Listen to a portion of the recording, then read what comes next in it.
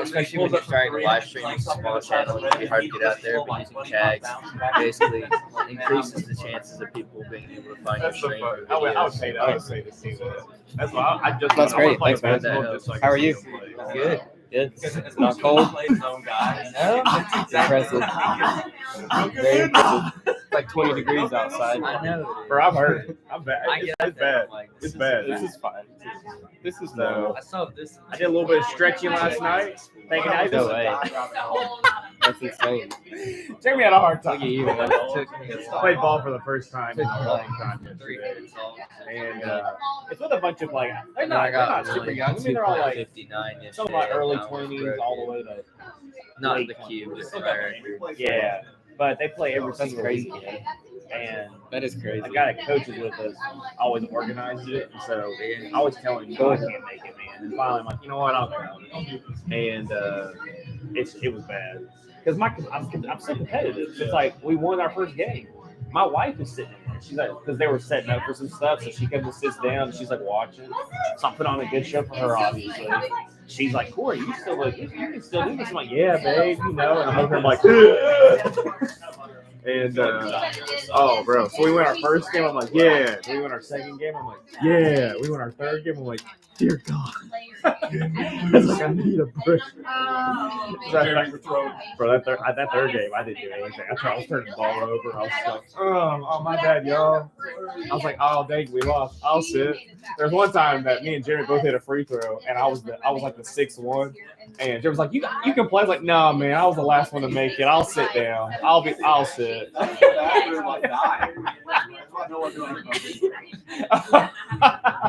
Yes, we basically we have 6 people. I'm like, you know what? I was the last one to make it. I'll sit. Like, no, we can look at it. I'm like, no, guys, it's fine. I'll sit. It's okay. I want to play by the rules. Oh gosh. Yeah, I was thankful that Mac was like, I could have put on a better show. I'm like, yeah, dude. I'm glad you won it because you were the clear better one. Freaking Jaylen Brown with the glove. Like, you just put a glove on and dunked it left-handed. Like, on Reddit was like, yeah, it was very clear that it was just like rigged to get Jaylen Brown in the final All-Star. I'm like, most of the time I'm like, no, that's stupid. yeah. The way they scored it, like The they scoring really was so like saved the Yeah. It was so dumb. Yeah. And they're just jumping over people. Yeah. That's all they do is just jump over a person. Yeah. Which is like cool.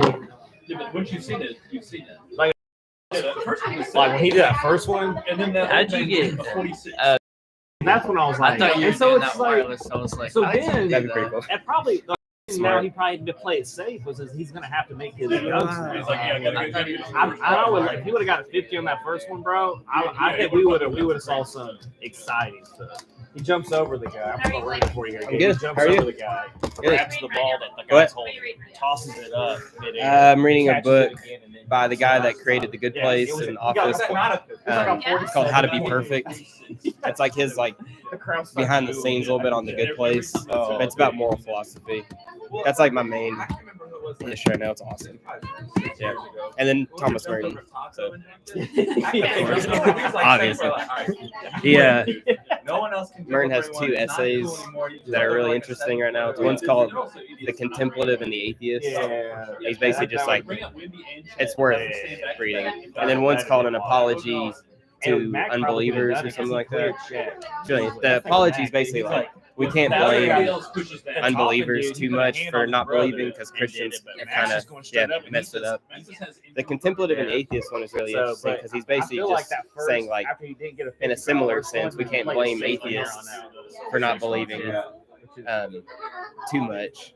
But anyways, it's really interesting. It's online. I'm sure there's a collection of his essays somewhere. I have a collection of his literary essays.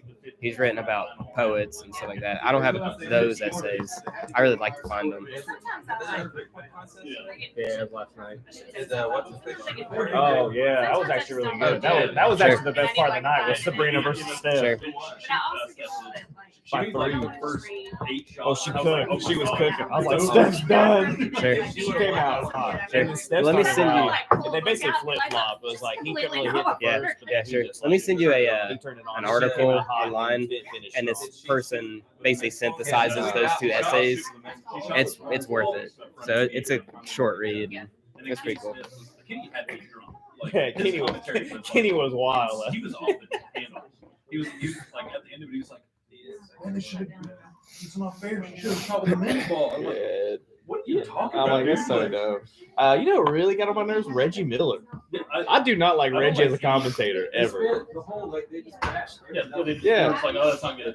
Anytime Hey, Reggie opened up his mouth, I'm like, shut up. Yeah, this is why no one wants to do the dunk contest. Yeah. Give the microphone to that little, what's that little ESPN junior analyst reporter? Hey, Give him the here's a seat microphone up here. next year. I would much rather You hear wanna sit up here? him in his 11-year-old. You don't have to, but Vernacular this is your over Reggie Miller. general Yeah, you area. get peer pressured into it.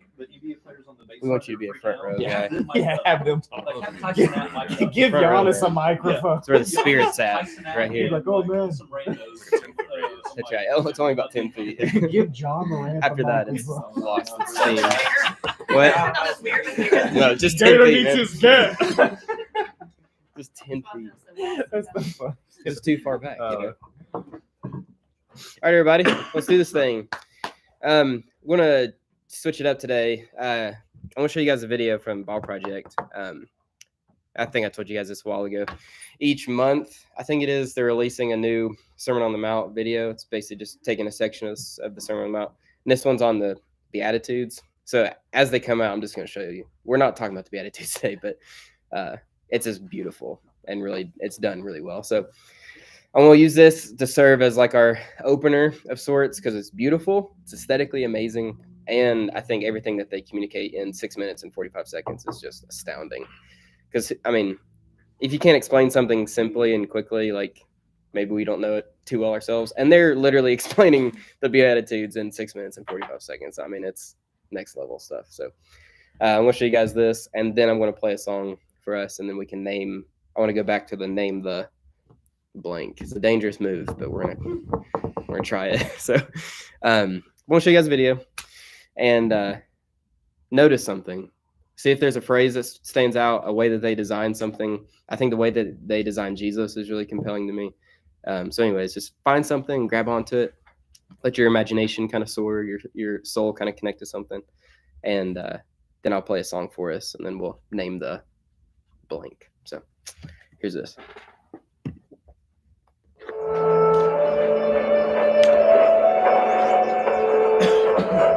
2,000 years ago, on the eastern side of the Mediterranean Sea, a teacher named Jesus of Nazareth went up onto a hillside and addressed a large crowd.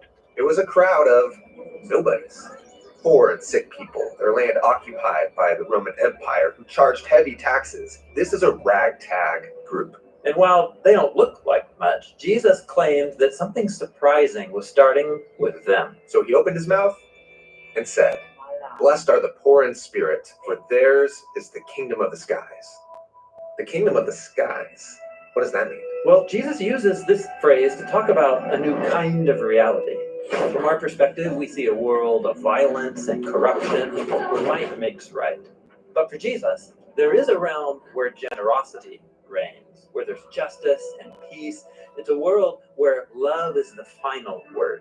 And that reality might as well be up in the skies. It's beyond us. Exactly. It's God's heavenly reality, which might seem far off. But Jesus was claiming that heaven was coming to earth, right here and now, beginning with these people. That's unexpected. And so is what he says next. Blessed are those who grieve, for they will be comforted. So this group that's at the bottom of society, they know all about loss and grief. But Jesus said something's coming that's going to turn sorrow into joy.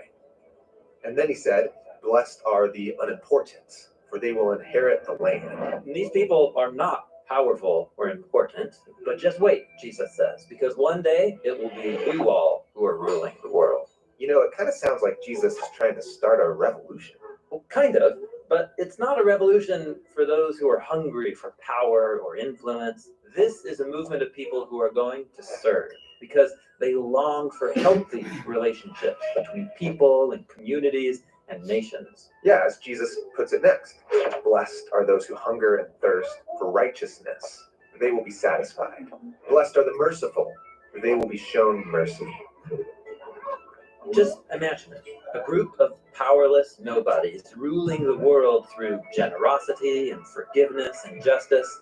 This is a Jesus-style revolution. The next thing Jesus says is, blessed are the pure in heart, for they will see God. This one really raises the bar. To be part of this revolution, my heart needs to be so pure I can look directly at God. Well, Jesus knows that all of our choices, even our good ones, are often driven by mixed motives. For Jesus, real peace is only possible through people who know that they need to be transformed if they're going to truly love God and others. And this sounds wonderful, but it's a radical calling. That's exactly right. In fact, Jesus goes on to explore just how radical it is. Blessed are the peacemakers, for they will be called children of God. So God's new reality won't just happen by itself. It requires people who are willing to enter into the conflicts of others, urging and helping create a way towards peace. But that way of life can be dangerous. And so Jesus says, blessed are those who are persecuted because of righteousness, for theirs is the kingdom of the skies. Yeah, entering into conflicts and advocating for peace, that's not a comfortable way to live. And so Jesus calls the people to this peace-making revolution, and he names the high cost. Blessed are you when people revile you and persecute you and utter all kinds of evil against you falsely on my account. Rejoice and be glad, for your reward in the skies is great, for they persecuted the prophets who were before you in the same way. What does that mean, the prophets before you? Well, Jesus and this whole crowd are Israelites. And in their Hebrew scriptures, God promised that it would be through Israel that his kingdom would be restored over all the world. But as the story goes, Israel becomes as corrupt and violent as everyone else, and they end up enslaved to oppressive nations. But Israel's prophets stood up to these kingdoms and criticized their corruption. They said that one day God's heavenly kingdom would break in, starting with a small group of Israelites who would be willing to surrender everything over to God. So Jesus wants this crowd to see that they're part of that legacy. Yes, and that's why Jesus concludes this first block of teaching with 3 images from their scriptures. The first is, you are the salt of the land. Salt is a mineral that preserves food for a long time. And in the Bible, salt is used as a symbol of God's long-lasting covenant with Israel. Jesus is saying that he and this ragtag group are the launch party of God's long-lasting ancient promises to renew the world. And then Jesus says, you are the light of the world, and a city on a hill cannot be hidden. He's referring to the biblical image of God's light, his presence shining out from its dwelling place in the temple in Jerusalem, which was a city on a hill. But these people, they aren't the rulers. I mean, they don't even live in Jerusalem. And yet, surprise, Jesus says, you all are God's salt and city and light. You all are the blessed ones, the new Jerusalem that's going to display God's kingdom to all the world.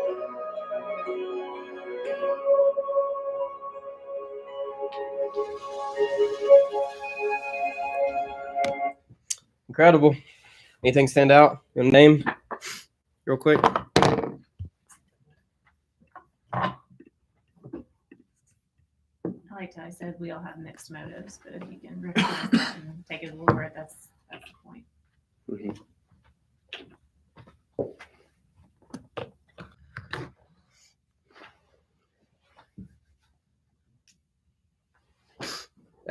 Whenever it switches to the other design of stuff, it gives me Space Mountain vibes from Disney World. Anybody?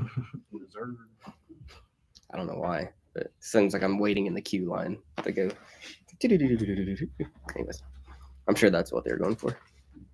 I really want them to think of Space Mountain. What is heaven like? Space Mountain. This is hell. Those are swish. Small wolf kind of guy. Yeah. The guy goes to Dollywood and watches the shows.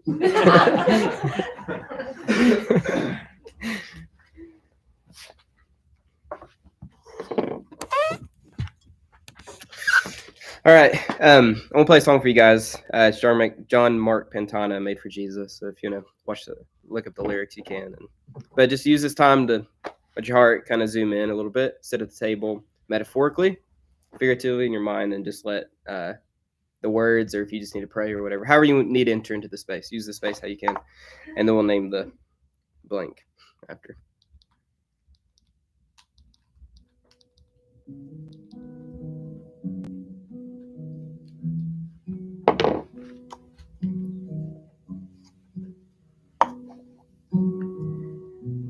Deep in the caverns of your heart, stuck over love of your soul, fell asleep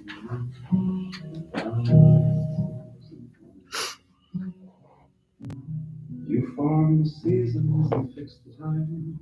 You gave me smiles and warm way.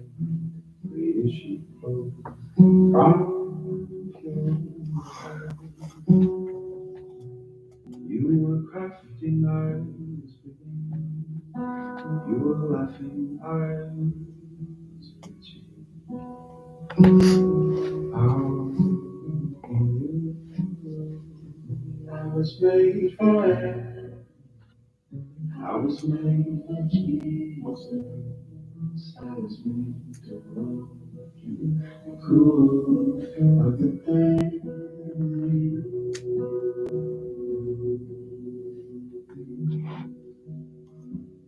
With you.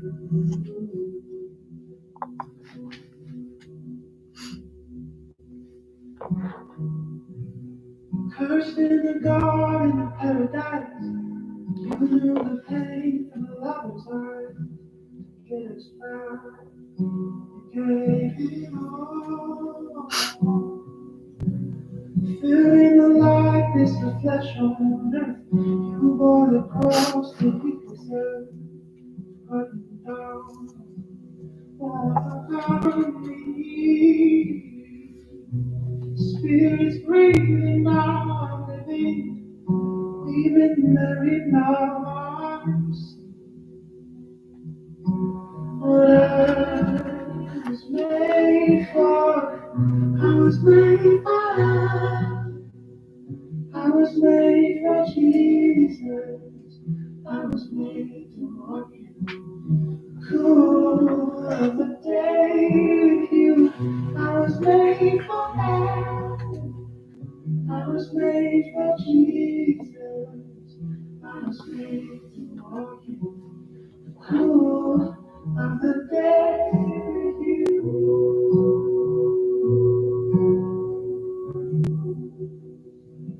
With you.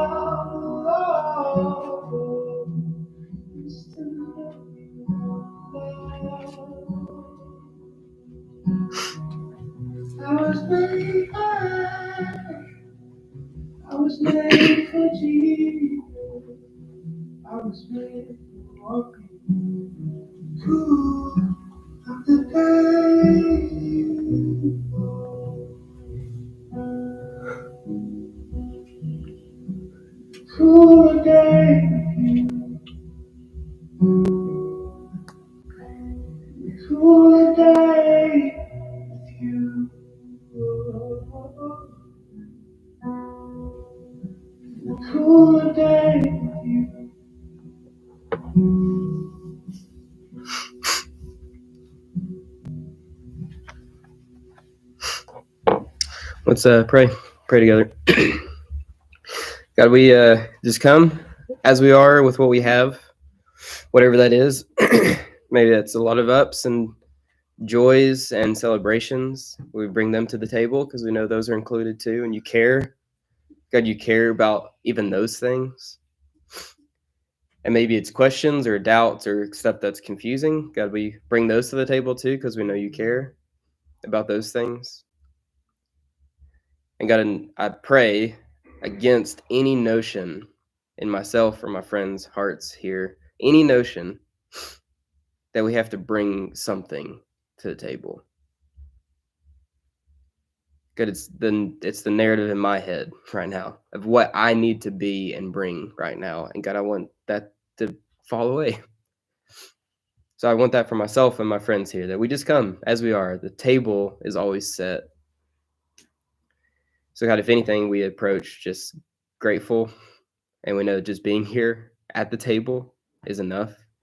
So God, help us to see each other. Help us to hear each other. And I pray as we see each other and we hear each other, we see and hear you. So God, we're here, we're yours, and we pray these things in your name. Amen. All right, everybody, we can name the good or the bad or the ugly or the tasteful, or what do we talked about Cheetos last time. You want to name the Cheetos. Fill in the blank, name the blank, however you want to, and then Corey will lead us here in a little bit. So let's name the blank. I feel like I have a few things that they typed there. I feel like, or I guess it was a week ago Friday that Abby and I got to hang out. And that was really great for me because I feel like I've just been in like this funk of, I don't know, like just feeling, I guess sad is the word, and unmotivated, and just like everything feels like a drag, and like just not feeling like myself and having a hard time with that. And then I went and me and Abby hung out, and I left there just feeling better than I had in a long time. And then the following week, like we got to get the kids together for a Valentine's party, and just got to be around people. And I like told Kevin last night, like I haven't felt like that way in like a week. Like I felt good and I felt normal. And I think I just needed that. And it was very timely because our basement bathroom backed up with sewage water, and Nice. we had to have somebody come out because like you don't want to mess with that because that's you get a whole lot of things. And so we're thinking, oh, they'll like need to rip the carpet out. Oh no. They have to take like there's paneling. It got up like soaked up into the paneling. They have to rip out the shower. Like the basement has to be gutted now. So they have the carpet out already. And we're pretty positive insurance is going to cover it because of like the way that it happened. So it sucks and it's awful because Kevin went downstairs Thursday night and or I guess Wednesday night, Valentine's Day, and he like smelled something, and he was like, "Oh, okay, I don't know what's going on." And the van wouldn't start that day. Like it was a lot of things were happening. We thought we're about to be out so much money. Like, how are we gonna do this? So he discovered it, but luckily they came. The plumber came and they fixed the clog problem. And then the next day we had people that were able to come out and get like the guy that came out was amazing. He was like, they've got a little one. We need to get somebody out here now to get this carpet out because like it's soaked. It's not safe.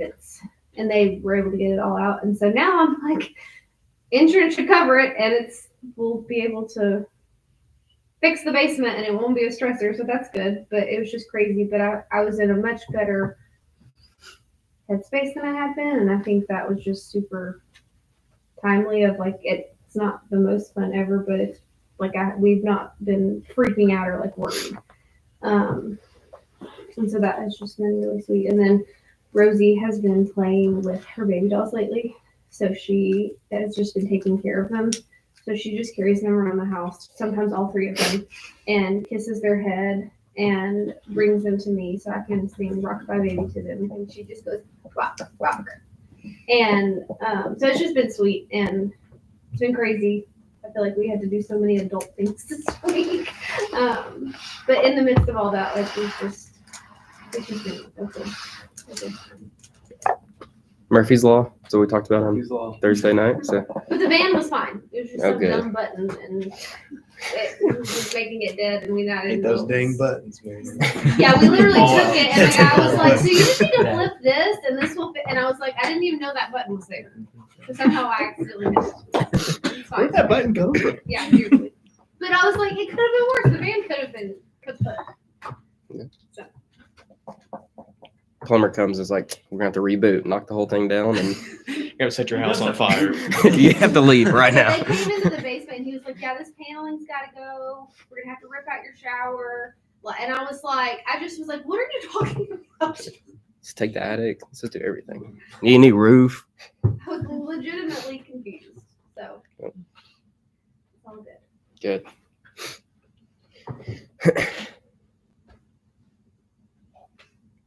Just go in the midst of all that.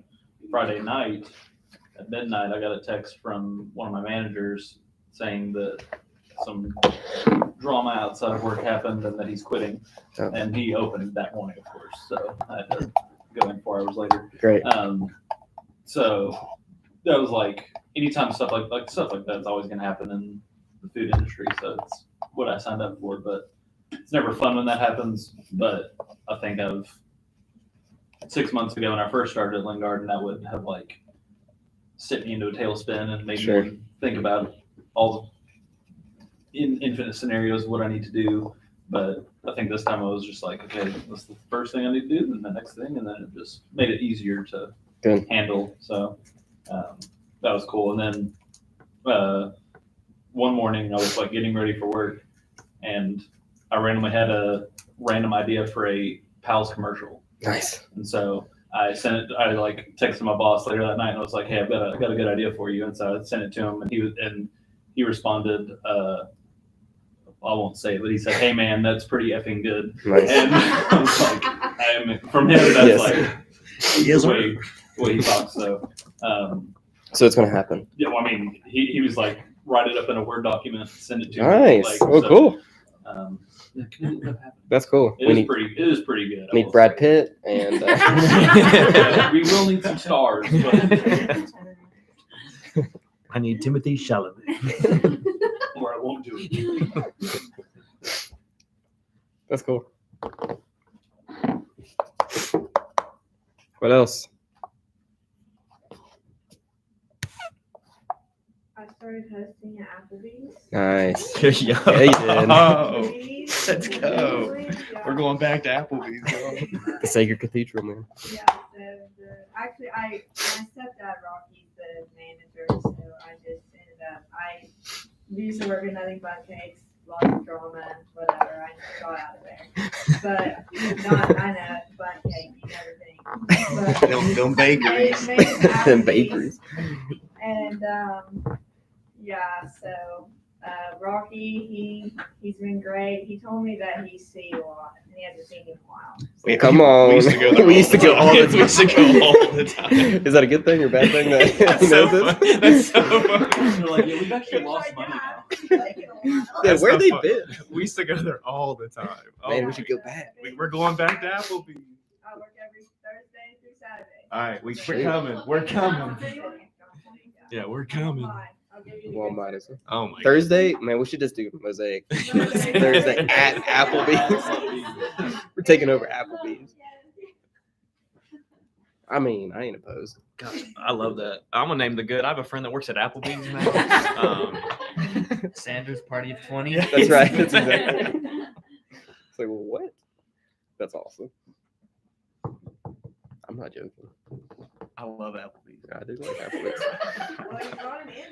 I love it. We stopped going because I got made fun of for like an Applebee's, and it felt a little frustrating to have to convince a bunch of dudes like, "Hey guys, Applebee's is awesome. Let's go get some Applebee's." And everyone's like, "Are you sure?" I'm like, "Applebee's is great." And then the few times we went, everyone's like, "This is awesome." But then like Monday through Friday, they'd be like, "Corey's lame for like an Applebee's." I'm like, "Shut up, it's awesome." So I just gave up. You don't like Applebee's? I ain't inviting you no more. I'm gonna be honest.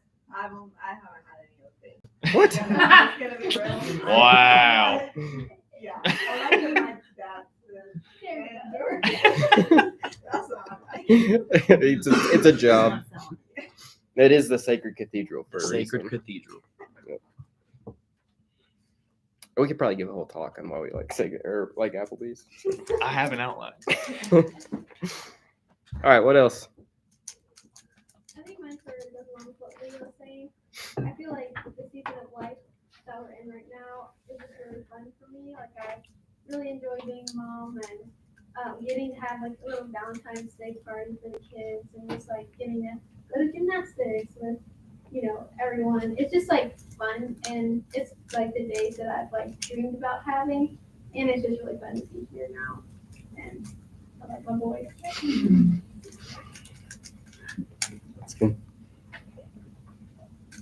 You had 3 Valentines on Wednesday. Me, Louie, and Walt all just poured our love out for Taylor. All she's ever wanted. 3 dudes is loving on her for a day. I never thought like I would just have boys. But I love having all. I do have to shout out Kevin. He went he went to Target while it was like on Wednesday after work and came home with a Valentine for Rosie. And it was like a Squishmallow Olaf that she loves to hug. That's a good one. And a book about dogs, and you would think that you got that child like the best thing on this earth. And so it was so sweet. Just that, I don't know, it was sweet to see him like think of her on Valentine's Day, just because that's like a thing that you don't want your dad to do. And so I was like, she will have that because she'll know like that he loves her. Only that one day. Just one day. That's it. Let's get this straight, all right? One time. Just one day a year.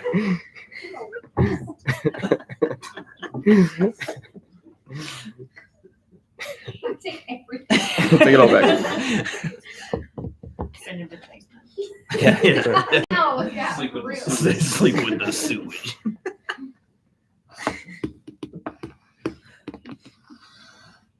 I went to May's school this week, and I'm in charge of the volunteers for the lunchroom, just where you go and open milks and stuff like that.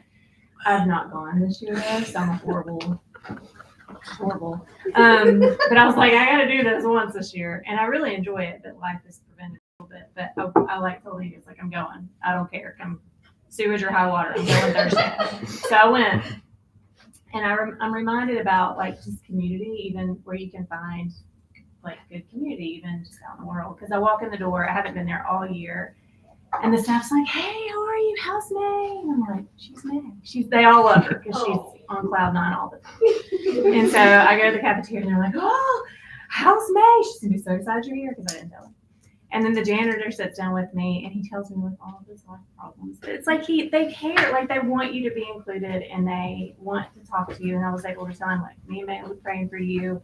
And I was like, how do you, he says his pain level is like an 8 out of 10 every day. And I was like, I'm kind of surprised you're still working.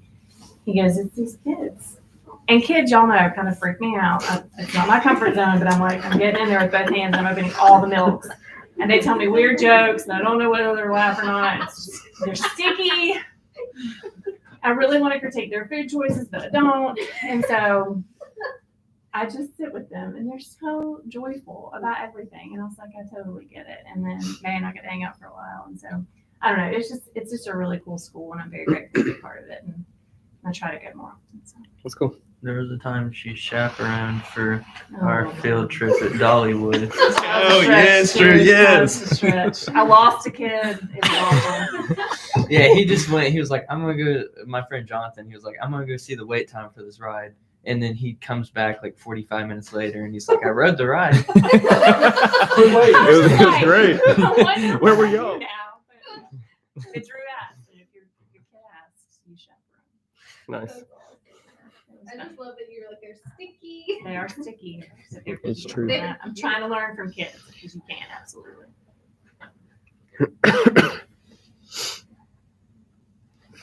Anything else? I feel like it's been my name the good for like 3 weeks, but I also don't really care.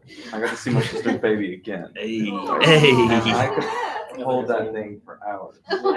Sorry, that could hold her for hours. I haven't called it a thing. But anyway, I also call her. I'm like, hold this. Hold it. Constantly. Yeah, you're not the only one. And it's just good to see her and her husband, like, they're just enjoying it so much. And I thought she was going to be all, like, frazzled and, like, you have to take 3 showers before you can hold the babies. And it's just, her other girls are, like, full-blown big sister mode. And it's just, I don't know.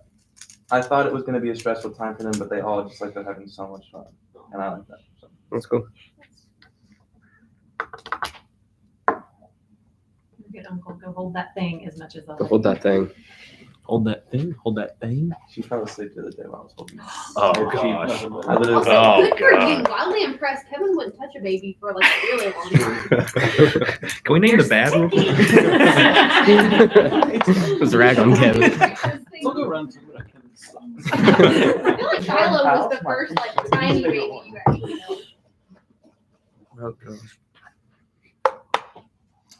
Thing from this, Yeah. I'm not sure what Leah thinks about you. Like it's kind of all over the spectrum. You never know. She loves you, which is awesome. Hour by hour, we're just.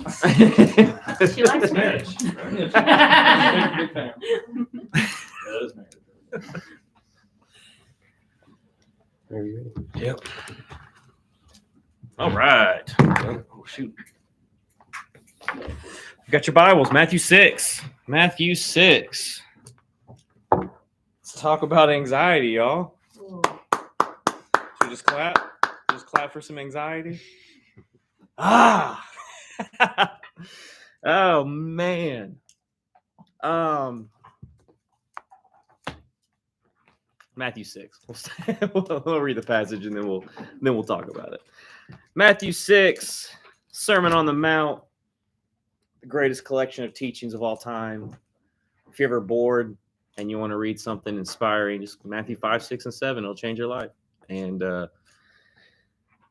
we're at a spot right here, Matthew chapter 6, verse 25. We'll start there. And I'm going to read the passage, talk a little bit, sprinkle in some humor throughout, try to have a good takeaway or two, maybe some practical applications, and then we're all going to leave here with no more anxiety. That's hey, we're gonna leave here, and you're never gonna worry about anything ever again. With a small donation, I can take care of all your anxiety problems. I'll send you a prayer cloth. Come on, somebody. All right, Matthew 6, starting in verse 25, says this: Therefore, I tell you, do not be anxious about your life. Done. All right, we're done. That's it. Just stop it. That's what Jesus like. Just stop. Just stop being anxious. Do not do it. Therefore, I tell you, do not be anxious about your life, what you will eat or what you will drink, nor about your body, what you will put on. Is not life more than food, and the body more than clothing? Look at the birds of the air. They neither sow nor reap, gather into barns, and yet your heavenly Father feeds them. Are you not more valuable than they?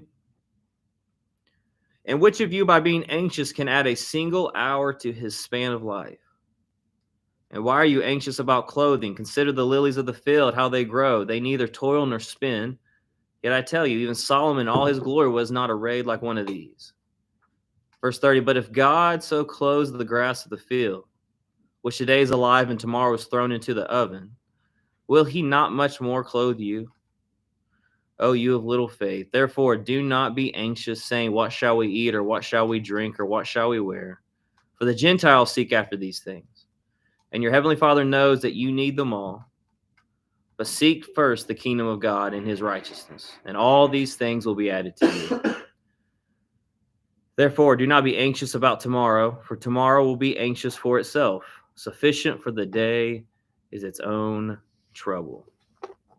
Let me start off by saying this. I am not a doctor. I know it comes as a surprise because I'm so doctorly. I'm not a psychiatrist. I know it's also a surprise because I'm so scholarly. The goal today is not to help anxiety disorder. Let me just say that straight up. All right. There's levels of anxiety and worry and stress, PTSD, that let me just give you some grace here, that a prayer and Bible reading isn't going to touch. All right, let's just make this clear. So what I'm talking about today is not necessarily the panic attacks in the middle of the night that you really can't shake and you don't know why they're there. That's really not what we're talking about here. I'm not here to diagnose anyone. I've read a couple. Okay, I've read a lot about anxiety. That doesn't make me a professional. I am pro therapy. You might need to go see your doctor, and that's okay. It does not mean you have little faith. It does not mean you've done anything wrong. We'll talk about that in a second. It's okay. Sometimes you need medicine. Like if you have a headache, go take some Tylenol. God's not mad at you. You're not living in sin. You got a headache. You don't have a lot of sodium in your body probably, or potassium or magnesium or zinc. Those are some things that you probably, but Tylenol will help. So take some Tylenol. And so I'm going to say some things today, and I don't want it to be interpreted as, because I'm not necessarily speaking to the psychological disorder of anxiety. But what I am saying is there is anxiety and worry and stress that doctors and medicine cannot touch. There's a spiritual level. There's a way you have set up your soul, and habits that you have formed, and rhythms that you have formed, and thoughts and beliefs you have formed, that medicine and a psychiatrist will not affect and will not change. And this is what Jesus is talking about, is that there are certain things in your life that has nothing to do with your biology, but there's things that you've lived and things that you believed and how you conduct yourself and the posture at which you live that's going to create more anxiety in your life. It just is what it is. So today's not going to be an end-all thing, but I do believe that we can learn from the teachings of Jesus and the way of Jesus, and we're going to look at his life, at how he even just carried himself, that lends yourself to a way of living that is peaceful, that is calm. One of my favorite things is from this guy named Dallas Willard. He's talking, this conversation with one of his apprentices, John Ortberg, and they're having this conversation. And Dallas looks at John Ortberg and says, "Hey, what's one word you would describe Jesus? How would you describe?" And so they're kind of sitting there thinking. I used to ask this to our mission team. I would come in from all over the South out to Portland, Oregon. I'd be like, "Hey, what's one word to describe Jesus?" And you're always like, one girl back, "Redeemer." I'm like, "Stop." He's my savior, my friend. I'm like, all right, okay. No, I'm not gonna be like, how do you describe his demeanor? Like, just think for yourself, how would you describe Jesus's personality, how he carried himself? So Dallas, where he's sitting there and he's all silent, it's just like cool little philosopher at University of Southern California. He taught philosophy and religion out there. And he says, if I could describe Jesus in one word, it would be relaxed. Relaxed. He wasn't always relaxed. We'll look at a story today that he's not relaxed, but he carried himself in such a way that brought about the peace that we're all after. Because a sober reality is Jesus has this big command. He says, man, come to me, all who are weary and heavy laden, and I will give you rest. He says, the way that I live, the burden's light. It's a certain characteristic of a Christian's life should be one of restful, calm, and peace. And look at my own life. I'm like, those words don't necessarily describe me a lot. And guys, I'm not an anxious person. Last week's sermon with Emily's up here, she's like, this is a great time for me to teach this because I struggle with this and possessions and contentment. I'm not an anxious person. I got stressors, sure. But anxious? For whatever reason, it's probably unhealthy where I just shove things down. But I'm just not a very anxious guy. Things happen to me. It's like, what? Because I live my life a certain way for whatever reason. I can control the things I can control. Things that I can't control, oh well. Well, even this morning, Emily got in this little heated discussion about the state of our kitchen. And my phrase is, it is what it is. I ain't gonna, we got kids in sports. Judah just finished basketball. You know what? We literally, Thursday, we went from baseball practice to basketball practice, basketball game on Friday, Saturday morning batting practice for baseball. Molly Kate just finished basketball. We're now doing volleyball. Like, because I'm not home. And so it's like, for me to be stressed out about the dishes in the sink, it's just like, hey, there's not that many. It could be worse. We got a lot more dishes that could be dirty. Like, there could be food everywhere. There could be crap in the floor. The toilet could be overflow. It's like, there's like our basement. Yeah, we could have some sewage problem, Like, I'm like, it is what it is. And so I struggle. I had a little anxiety about giving this talk because I told Blake and Jeremy on Friday, I was like, I'm not an anxious person. I don't know why I'm the one that got this. But it might be because of that reasoning that there's sometimes you need a talk from someone that's in it, that's struggling with it. And sometimes you also need to hear from someone who doesn't necessarily struggle with the things you struggle with in hopes for you to overcome the things that you can overcome. And so I say all this to say is lean in. I'm not the professional here, but I do think what we're going to look at from the life of Jesus it will actually help you in your life right now. It's one of those, you don't get sermons like this often.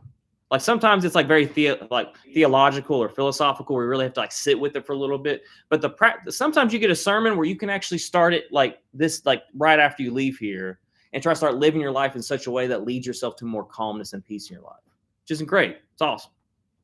So it's also important to know Matthew 6, Jesus is talking about provision. Very important to note. He's talking about provision here. We just talked about laying up treasures in heaven. All right. Like, hey, like live for the kingdom of God here, not superficial things now. And then Jesus comes out of that and says, therefore, because we're living for the kingdom of God here in this moment, don't worry about what you're going to eat, what you're going to drink. Don't worry about provision. You will be provided for. Because if we're honest, yeah, there's probably a lot of things in your life that causes you stress, but you probably have basic needs provided for. Let's be real. Like me and my family, we've been all over the gambit financially over the past decade. Seasons of really good times, seasons of like scary moments, but through all those, we've been taken care of. We've been provided for. We've been able to get groceries. We've always been able to make rent. Like there's been things like you've always been able to be provided for. But Jesus has such a way of living his life that I think will actually transform how you do it. So you don't have to turn there. If you want to, Luke chapter 2 is this first look. What I want to do, I want to look at 3 different snapshots of Jesus' life.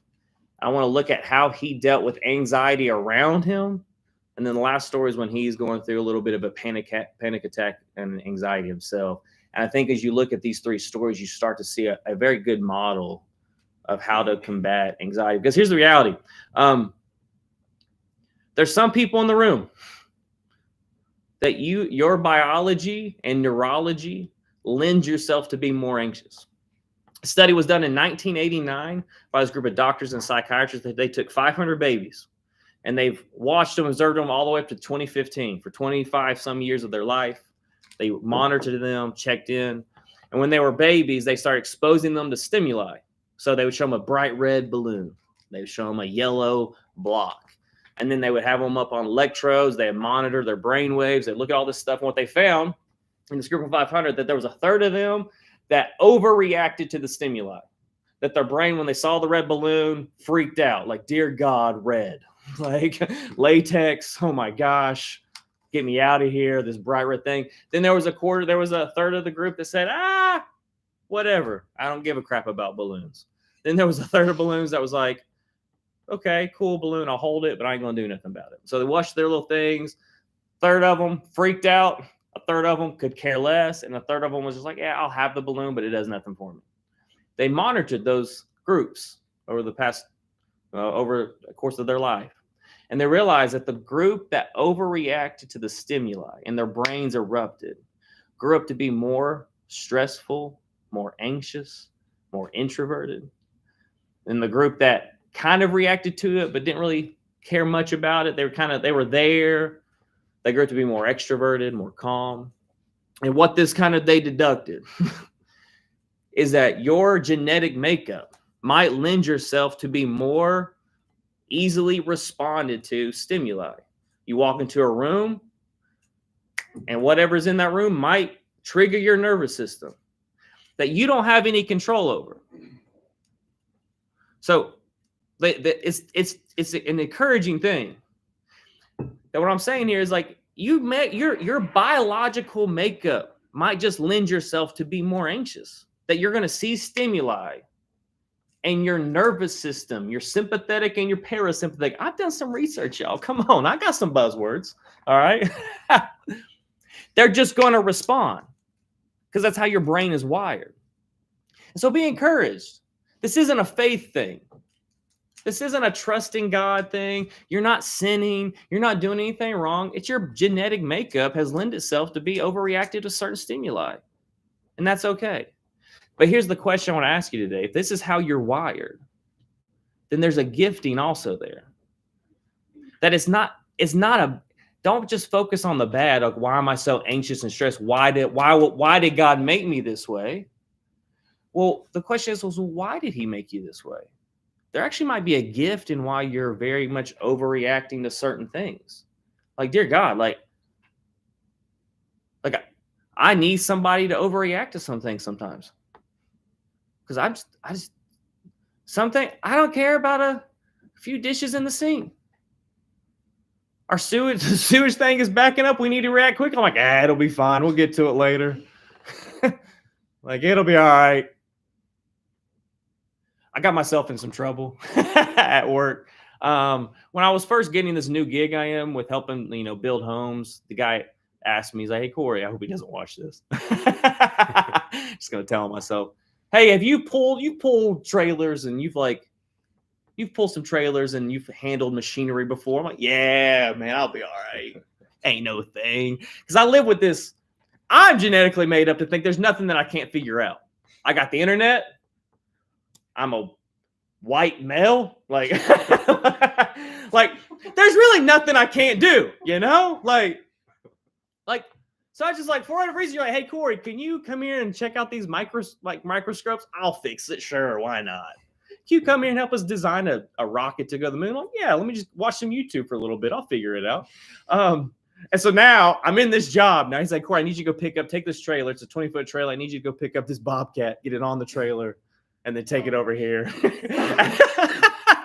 I'm like, yeah. He's like, you've been in one of these before? I'm like, no. I'll figure it out. I'm literally sitting in this thing. I'm watching a YouTube video. Operating a $90,000 piece of equipment. And hope to God he's not watching. A little stressful, right? I need somebody to be like, hey, Corey, you should have really thought this thing out. Like, sometimes stress, it's a good thing. And that's a separate conversation for another day. The thing that you might be struggling with isn't anxiety. It might just be a stressor. There's certain situations you're supposed to experience stress. Like in that situation, operating that much of equipment without any experience, you should be stressed. Like, it's like sometimes as Christians, especially our generation, this the millennial young people, Gen Z, it's like we expect to pray to God that God help my experience at the DMV be incredible. God, I pray by your mighty hand that I get to go to the DMV. I get to go in and go out and there's no problems. There's no frustration. Then we go to the DMV and it's stressful. It's frustrating. You sit there forever. And we're like, why, God? I'm like, it's not God's fault. You went to the DMV. It is what it is. Like, you're like, God, I got these 2 kids and they're stressing me out. And why won't you take this away? I'm like, for you to lose anxiety as a parent means you're going to lose a kid. With kids come stress. You don't have anxiety, you have children. Like, see, there's even just in this moment, you need to look at, hey, there's some things that we got to put in the right boxes, but you're wired a certain way. And it doesn't have to be bad. And we kind of lend ourselves to that way. There's a mantra me and Emily have been saying for the past year. It's like for the past year, I guess 2023, now 2024. We've been doing this all year long. What if it's good? What if it's good? Think of any situation you've been in. You know what we typically do? We're like, this ain't gonna work out. This is gonna be terrible. It's gonna be frustrating. It's gonna suck. Well, I was trying to flip it one day. I'm like, man, what if it's good?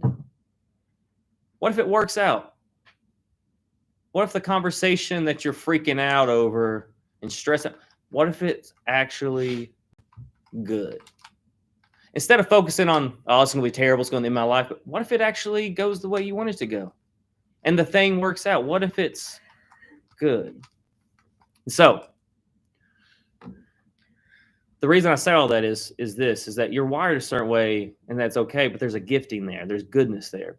But what I want to push us to today is that you do have to look at anxiety, because if you're a very anxious person, if you're not careful and you just sit in the anxiety and don't really do anything with it, an anxious soul is contagious, and it looks for other opportunities to dump that anxiety on the people next to you. So what in turn happens is, if you're really not checking it and dealing with it and working on it, then you're going to start making the people around you anxious. So it's no longer your anxiety, it's your family's anxiety. Good or bad, right or wrong, it just is what it is. The grass is green, the sky is blue. If you sit in a very anxious state and do nothing with it, an anxious soul looks to make other anxious souls. This is how it works. And so at some level, you do have to look at, man, that I want to check this. I want to work on this. I don't want to have an anxious soul. I need to work on this thing. I don't want to be this way my entire life, because I care. One, I care about my own soul. I also care about the souls around me. I get a phone call from one guy I work with. Every single time I get a phone call from him, I immediately am anxious. Immediately. You got these people, right?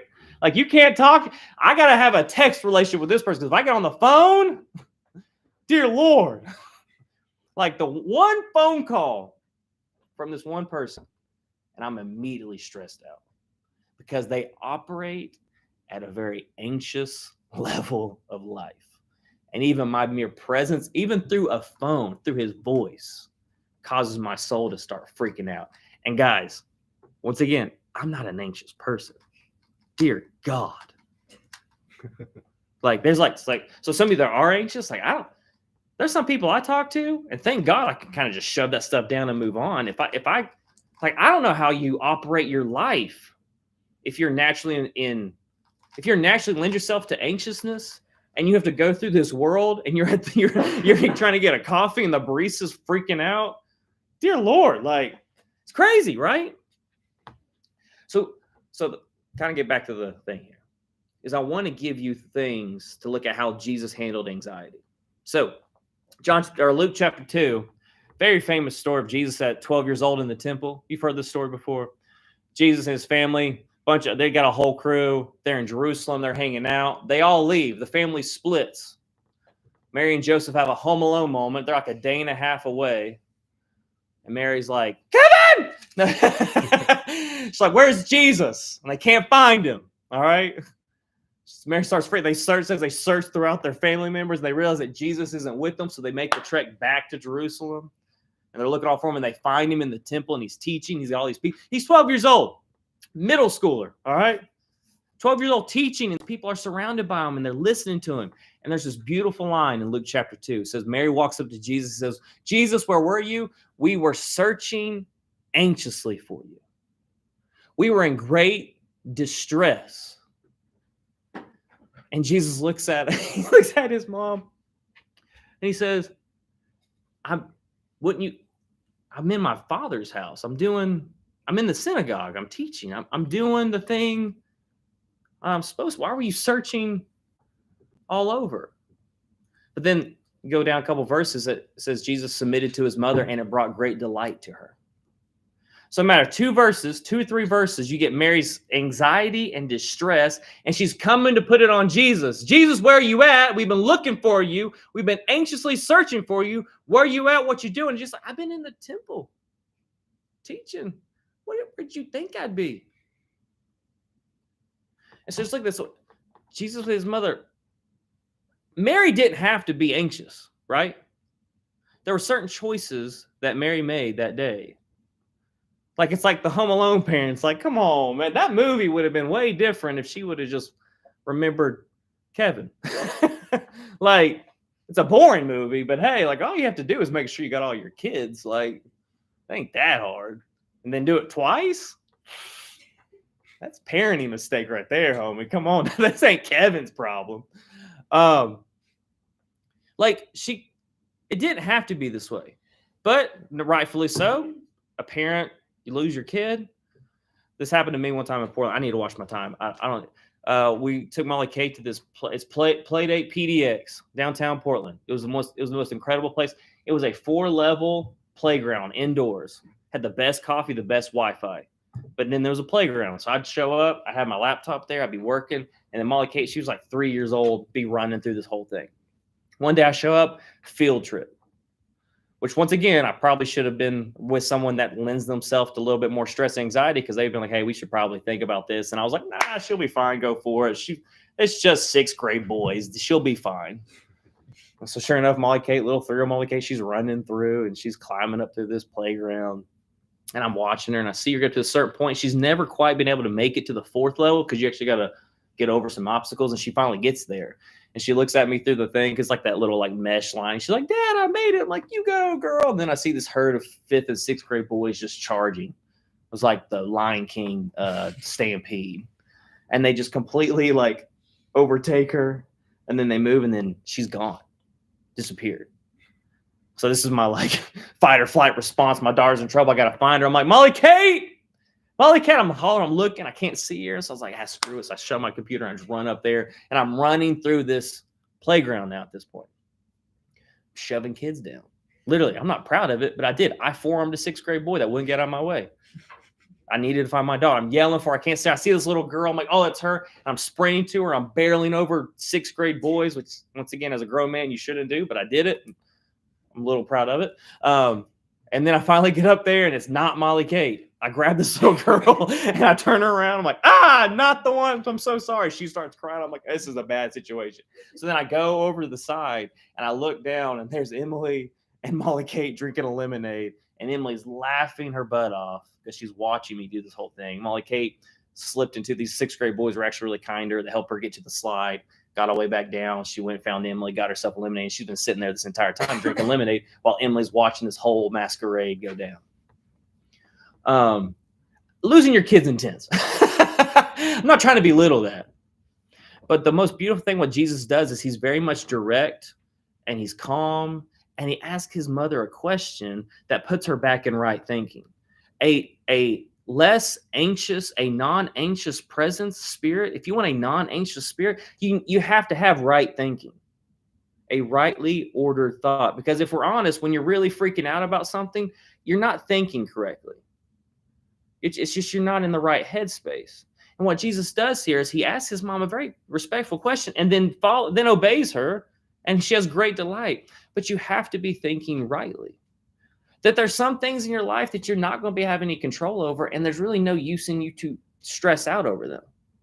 And Jesus' question here, he's just asked, he's like, where would you think Jesus would be? At this point, you had to have known. I mean, you got the Immaculate Conception, the crazy story with the angels and the shepherds and all this stuff, saying Emmanuel and the Most High, Christmas.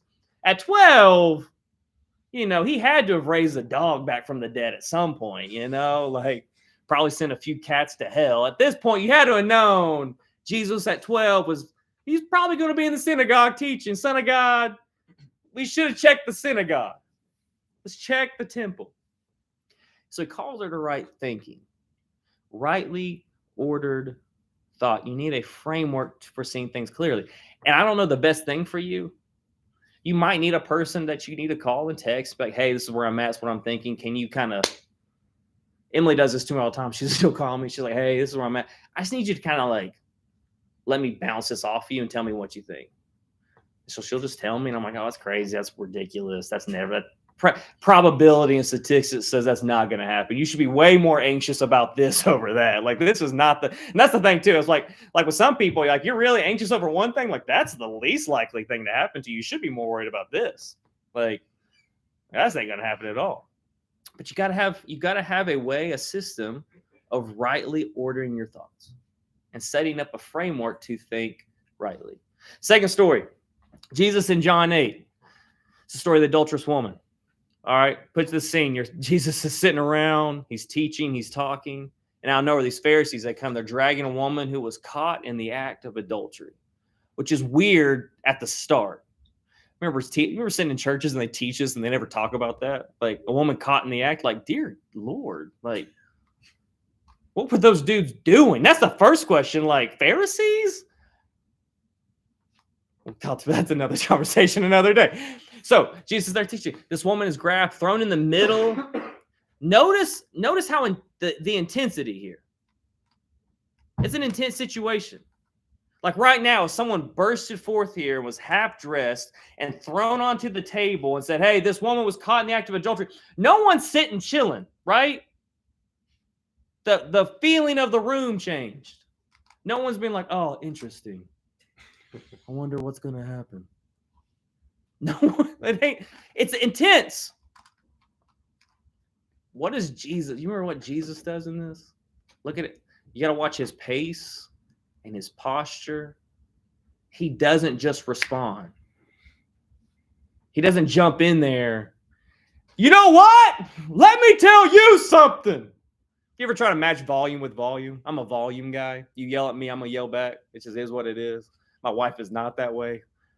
She's just kind of going to stick. She's going to stick to her guns. I'm over here yelling. She's like, why are you screaming? I asked you if you wanted chocolate cake. You know what? Sorry, Louie. My bad. That's not what Jesus does. He doesn't match the intensity of the room. What does he do? He kneels down into the ground, starts drawing in the dirt. Almost even ignoring. So like right now, let's go back to that situation. Someone busts through the door. Lady's right here. And you're looking at me to do something. And I'm like, you see that, right? Everyone's looking around for Jesus to say something and do something. And he kneels down and draws in the dirt. But then look at his posture. He comes, he has this question. You without sin, cast the first stone. People start leaving. He bends down, grabs the woman. Where are your accusers? So not here. So, well, neither do I condemn you. Go and sin no more. Just look at Jesus' posture there. His pace is slow. You might be anxious because your soul is hurried. You're trying to match the intensity in the room. If you're always trying to match the intensity in the room, like even with babies here, like kids can feel your level of anxiety and stress. It's like there's studies done on it. You're stressed, like you just can't get that kid to go to sleep. Or like when Shiloh does this thing where he pretends he doesn't listen to me anymore. I'm like, Shiloh, don't do that. And he just keeps walking. I'm like, bro, come here. Like you start getting stressed, the kid, they can feel it. They start to get wound up because everyone can feel, for whatever reason, the level of anxiety in the room. And if you're operating like that all the time, yeah, you're not going to experience peace. And so look at your pace. What's your pace of life look like? What does the pace of your life look like? What's the posture of your life look like? Like this guy that he gives me a phone call every so often and I'm immediately stressed out. His posture is not kind. He yells and cusses people out 24/7. He's not a good dude. Like his postures, people can see that. How are you conducting your life in the middle of a very anxious world?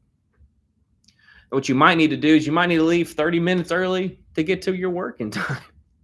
If you're anything like me and you're late, we go busted through the door and we're riled up, ready to go, you know? Leave early. Go the speed limit. Put your phone down.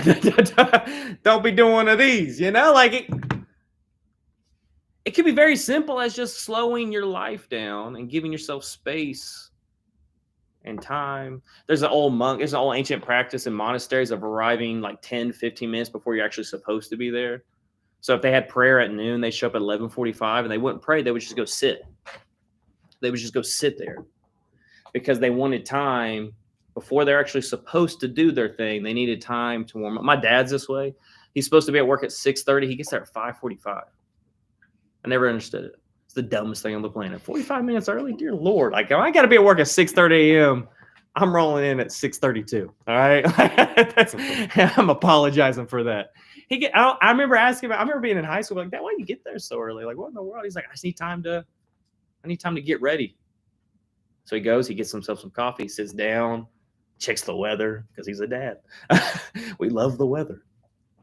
And he gets primed. I thought it was crazy. I'll be 34 this year. And I'm starting to be like very envious of that. I'm like, dang, man, I need to start doing that. So I've been trying it lately. I mean, not very good at it. I'm just sitting in my truck. So I get to work. I got to pick up the work truck. So I just sit there. I turn it on and I just sit there. I don't turn on anything on. I'm just going to take a couple sips of coffee. But I'm trying it. Just because I want my soul and the space that I inhabit to acclimate together. They've done studies that the way you sit, so the way you sit right now is going to lend yourself to a certain anxious or non-anxious state. It's weird. So your posture throughout your day can actually affect your emotional well-being. It's wild. So even just, I don't know, sitting with like good posture. Or like relaxing in a seat. Yeah. Look at everyone's like, oh gosh, how am I sitting? How am I? I'm relaxed. So like that. So if the way your body is sitting affects your emotional and psychological, maybe the way your soul is sitting is going to affect your emotional. And so I believe everything's connected. And so your pace, your posture of life might be the thing that separates everything. Matthew 26, it's the last one. It's Jesus in the Garden of Gethsemane right before he gets arrested. It's one of the most intense passages. It's also one of the most beautiful passages of Scripture, too. It's very wild. He takes his disciples with him. He moves up a little further. He takes Peter, James, and John with him a little bit more further. This is where they can't stay awake in the night. He's asking them to pray. He keeps coming back, and they keep falling asleep. But he has this prayer. He's asking God. He's like, God, I don't want to do this.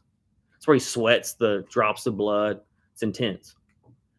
It's one of the first times you see him like freaking out, like losing his crap. And the first takeaway from that, if you're an anxious person, be encouraged. Jesus was very anxious. He wasn't always relaxed. He went through a very dark night of the soul. And so if you're anxious, it's nothing. Jesus went through it. So one, be encouraged. But two, look at what he was naming the thing that he was anxious about. Sometimes the gift that you can actually give yourself is to say the thing that actually is causing you the most distress and anxiety in your life. Just to say it with no expectation of getting solved, because you know the reality of this whole story with Jesus, and he's kneeling, he's praying, God, let this cup pass from me. The cup doesn't pass from him. Like it doesn't get removed. But the power in naming it and calling it out might be the greatest gift you can ever give yourself. Because if we're honest, a lot of times you don't know the thing that's causing you anxiety. Because there's a whole lot of reasons, but one of the reasons, we're just not real honest with ourselves. We like to lie and cover it up, because if we say the thing that's actually causing us the most distress, I don't want to go down that road. I've been there. I remember from 2019 to 2020, just call out the thing, and especially in front of people, good Lord. But to name the thing that was actually bothering me, that was actually causing me the most pain, that's so terrifying. But if I would have done it then, it'd have been the most liberating thing of all time. And so you have to name it. And you can't do it alone. He brings people with him. They fall asleep. They're idiots, but he attempts to bring people with him. Like, you can't do this stuff alone. You can't. To battle, there's so many levels. No one, and guys, I looked up a lot. I listened to so many dumb, boring scientific podcasts. I try to do the fruity ones of like the 23 minutes. Today we're going to solve anxiety with Martha Ann. I'm like, shut up, Martha Ann. Then I was like, I listened to the, then I went to like the scientific ones, like today we're strictly looking at the science of anxiety. And I went to like the sympathetic and parasympathetic and flight or flight, and I didn't understand half of it. But here's what I gathered from all my research this week. There's still a lot of unknowns when it comes to anxiety. You can't fight this alone. You can't. There ain't no way. There's no way that one person can attack and find peace alone. You need a community of people around you. You got to. And so what Jesus does here is he's calling these people together because he needed friends. He didn't need disciples. He needed buddies. He needed his buddies to come with him for one night to pray with him.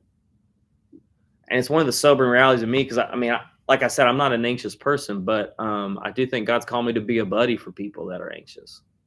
Because one thing that I do well is like, hey, give me the anxiety. I'll shove it down in my pocket and not think about it for the next 5 years. Like I can do that. You might not be able to, but I can. And one thing I don't want to do is I don't want to be the person that falls asleep when my friend needs me most. Because I'm so unaware. They had to have seen it, right? Peter had to have seen it. There ain't no way he didn't see it. And I get you're tired. But if your friend is in distress, man, you got to be there. And so if you are anxious, you got to invite people with you. But you might be someone they might need you. Someone might need you. So, some practical things, and I'm going to wrap up. Just some things to help you with. So there's some very practical stuff. So, hey, this week, if you want to start doing this, try to start rightly thinking through things. If you start experiencing, because here, you got to take note of when you start feeling anxious from the start. Be aware of what your body is going through, because it is a very biological, neurological thing. Like, so be aware of where your body's, you start feeling your heart rate rise, you start sweating, you get hot. Some people get metal tasting in their mouth, which is a strange one, but hey, that's a thing. So be aware of what's going on in your life this week and start trying to rightly order your thinking. Look at your posture, look at your pace through life. Try to start inviting people, start naming the things that are causing your anxiety. These are good ways to do it. Another thing you start doing is breath prayers. So breathing prayers where you take a deep breath in and you'll say a mantra either out loud or in your mind. So I'm going to breathe in the peace of God. I'm going to breathe out my worries and anxiety. Or if you know the thing that's causing you, be like, man, I'm going to breathe in the very presence and spirit and power of God. I'm going to breathe out my financial situation right now. Breath prayers. It's an ancient practice. That's what's so crazy about this too, is I'm reading secular evolutionary theory studies on anxiety practices, and it sounds like they're ripping Jesus off. It's wild. They're like they have stolen ideas that monks were doing in like the 3rd century. Because there's ancient practices that can help you. And so breath prayers. Also, Catholics are one of the, it's just wild. Catholics are listed as some of the most non-anxious people on the planet, and they credit it to the rosary prayer, which is wild because it connects your hands to your thought life. You have the rosary beads, you have the rosary beads, and you go through it, so it's very tangible and tactile. So you might just need to go get a necklace, put your hands on something, grab something, get your hands connected while you're praying. Very contemplative prayer, journal praying could be a good thing too, because you're connecting your brain to handwriting. Thomas Merton's got some interesting stuff on playfulness. Might be the best thing to attack anxiety, which might be why I'm not anxious, because I probably play too much. But playfulness. This one guy said that he does puzzles, or one guy says he does origami. Don't sign me up for that. That's a little too Rubik's Cube. Come on, somebody. Let's go. Like you got to get your brain and your hands connected to something that could help. See, like even just a gratitude journal. Oh my gosh. I mean, the list isn't watching your caffeine and sugar intake, getting on a magnesium and zinc supplement. Like that could actually help. It's crazy what getting the right nutrition, getting good sleep at night, not being on your phone for 12 hours a day, getting that screen time down. Like there's some very practical things you can do to be less anxious words. I have anxiety over my language. There's even just some practical things like that. But the goal is here is like we got to start stepping into it.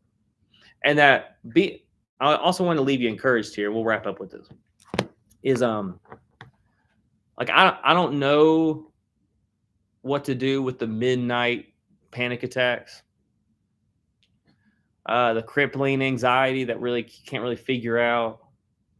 I like that's above my pay grade. I don't know.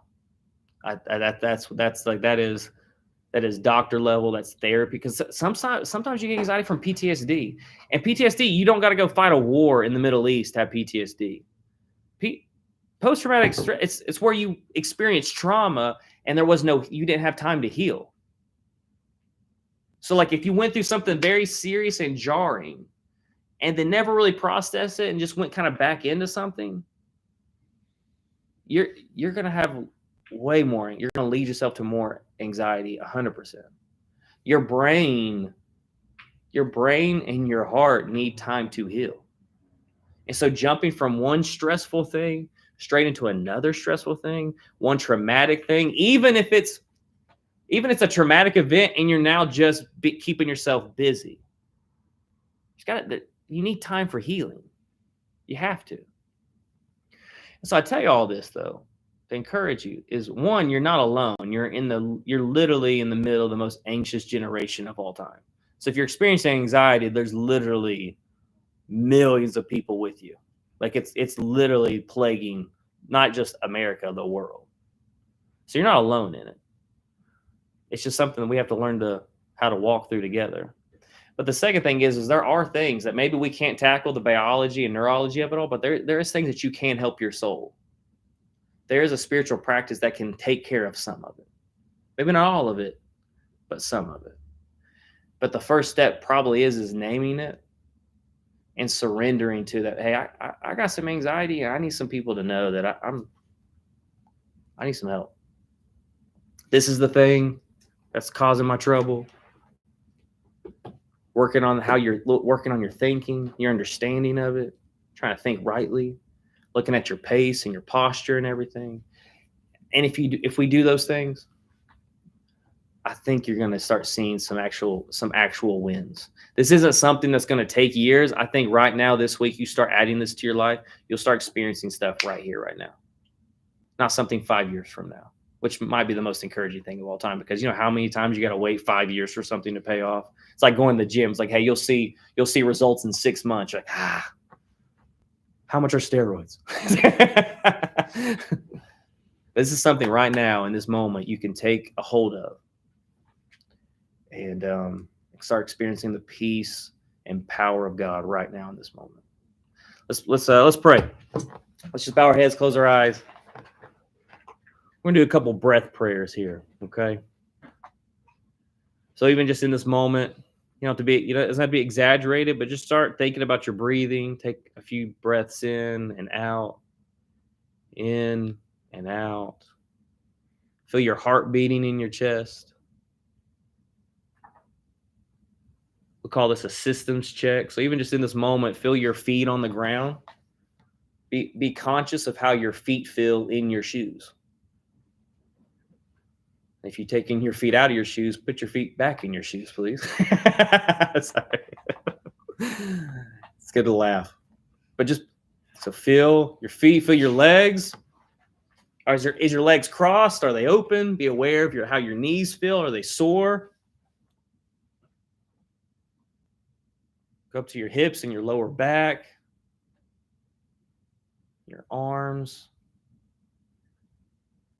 How's your neck feel this morning?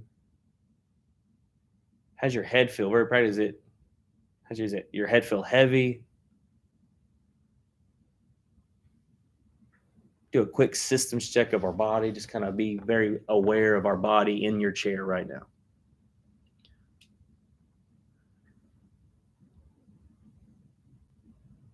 And then just take a moment here.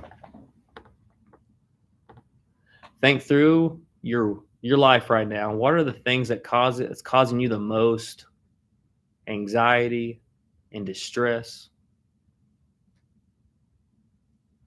Like, what are a couple things that you just can't seem to shake?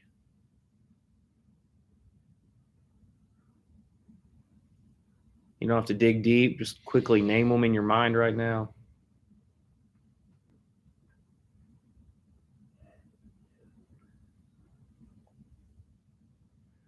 Now name the things that are good. Go back through the list of the good that's in your life for the past week. What's going well in your life? What are you thankful for? And in all the bad, there's still some good around.